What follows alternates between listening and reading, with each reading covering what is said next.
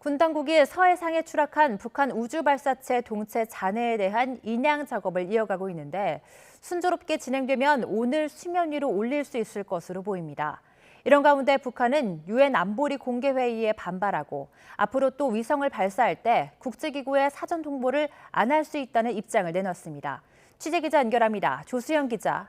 네, 통일외교안보부입니다. 네, 인양 작업 어떻게 진행되고 있나요? 네, 서해상에 추락한 15m 길이의 북한 우주발사체 동체 잔해는 75m 깊이의 물속에 가라앉아 있는 상태인데요. 이를 수면 위로 끌어올리기 위해 잠수사들이 수중에서 결박 작업을 계속 진행하고 있습니다. 원형 그대로 끌어올리는 게 중요한데 추락하면서 충격을 받았던 만큼 인양 작업도 조심스럽게 이루어지고 있습니다.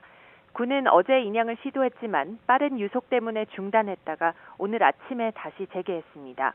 군 당국은 모든 게 원활하게 진행되면 발사체 동체가 오늘 수면 위로 올라올 수도 있을 것으로 보고 있습니다.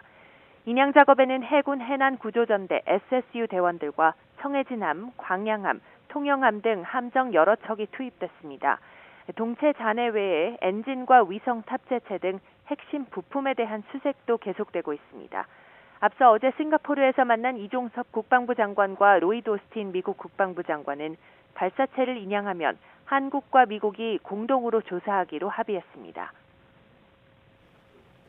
네, 이런 가운데 북한은 유엔 안보리가 북한 군사 정찰 위성 발사를 논의한 데 반발하고 나섰다고요? 네, 그렇습니다. 앞서 유엔 안보리가 우리 시각으로 어제 새벽 미국 뉴욕 본부에서 북한의 비확산 문제에 대한 공개 회의를 열었는데요.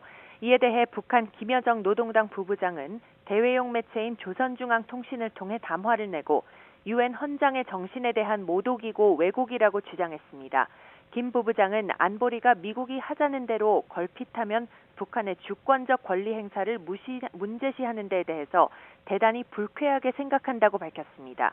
또 군사정찰 위성 발사를 계속할 것이라며 미국과 추종 세력들이 지루함을 느낄 때까지 시종일관 강력하게 대응할 것이라고 말했습니다. 이와 함께 북한은 국제해사기구 IMO가 사상 처음으로 북한의 미사일 발사를 규탄하는 결의문을 채택한 데도 반발했습니다. 그러면서 앞으로 위성을 쏘더라도 IMO에 사전 통보하지 않을 수 있다는 입장을 내놓았습니다. 조선중앙통신은 IMO가 위성 발사 사전 통보에 반공화국 결의 채택으로 화답했다고 주장하면서 이것을 사전 통보가 더는 필요 없다는 뜻으로 간주하겠다고 밝혔습니다. 지금까지 통일외교안보부에서 YTN 조수연입니다.